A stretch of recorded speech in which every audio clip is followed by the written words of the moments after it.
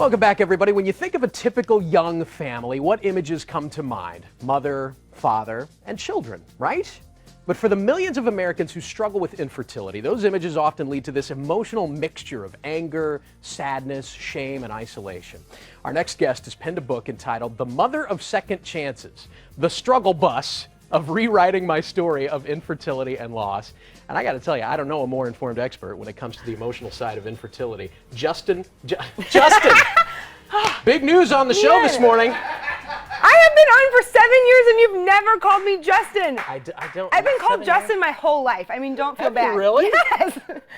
Justine Froelker, as perhaps you can tell, not a Justin.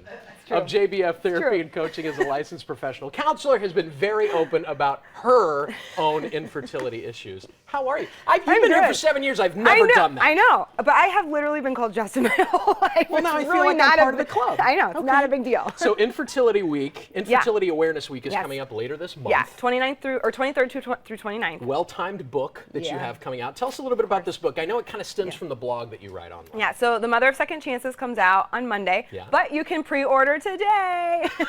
You went right into sales mode. I did, Justin. Because that helps me hit number one. Yeah, well, that's when you good. pre-order it. Yeah.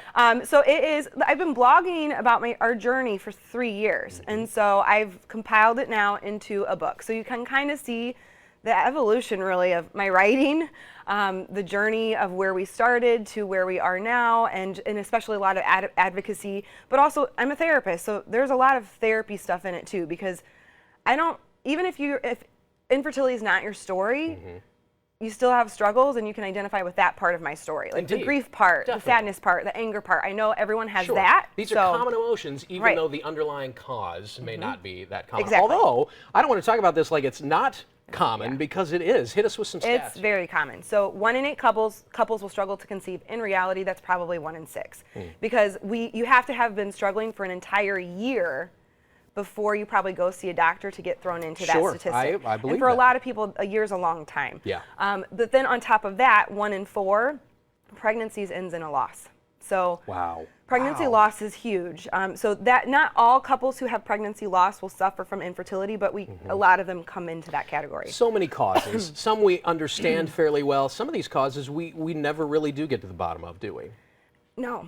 So 30% are unexplained. So that's really tough because you don't really necessarily have this answer. Excuse me. Sure. But you have to go through all of these tests and all of the treatments. So a lot of common causes will be like endometriosis, PCOS, autoimmune disorders, male factor infertility, age. Sure. We're delaying it.